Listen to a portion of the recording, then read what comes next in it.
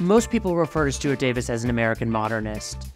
But really what's interesting when you look at continuities is you see Davis almost as a proto-pop artist.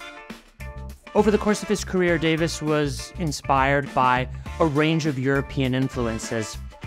However, it's in the early 60s that you really see Davis embarking on an entirely new visual language that would come to define an entire generation of art making.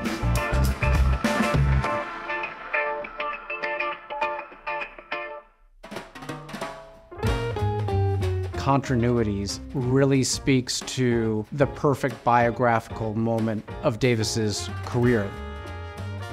This was painted a year before his death. He is borrowing from a painting that he originally painted in 1931, Summer Twilight. He was not satisfied with that composition, so he wanted to come back in 1963. He's borrowed from all of his images, from his early abstractions to Parisian street life, to New York street life. So many different stylistic influences are combined in this single picture. In the flattening of space, you really feel the influence of Cubism. In the sharp, bold colors and the hard edges, you feel really the development of Matisse's collage.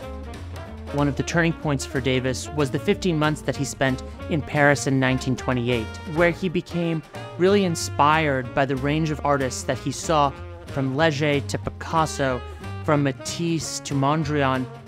Fast forward to the early 60s, another major American titan of modern art, Ed Ruscha, spends a formative period in his early career in Paris as well.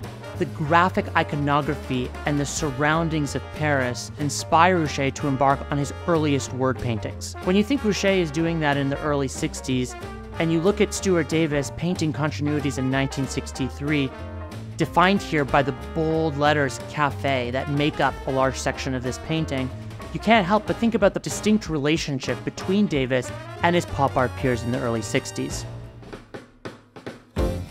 It's impossible to separate Davis from music, specifically jazz.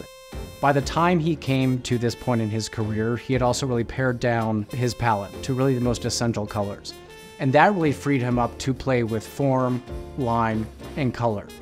And you get this incredible sense of musicality to his paintings, this play of planar forms layering on top of one another. And it is really informed so much by the jazz musicians in both New York and in Paris in the 1920s. One of the defining stylistic elements of this painting is the hard-edged planes of color that lay atop one another almost like elements of a collage.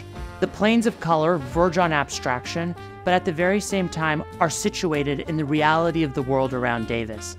To this end, it makes me think of Ellsworth Kelly, an artist whose bold abstract forms in the late 50s and early 60s announced a new era of abstraction, one which was not untethered to reality. In this very same way, Stuart Davis is pushing his abstraction forward, but doing so while remaining firmly grounded in his experience of the world around him. Continuities has resided in the same private collection for over 40 years, and we are truly honored to be bringing it to auction as a highlight of our now and contemporary evening sale on November 20th.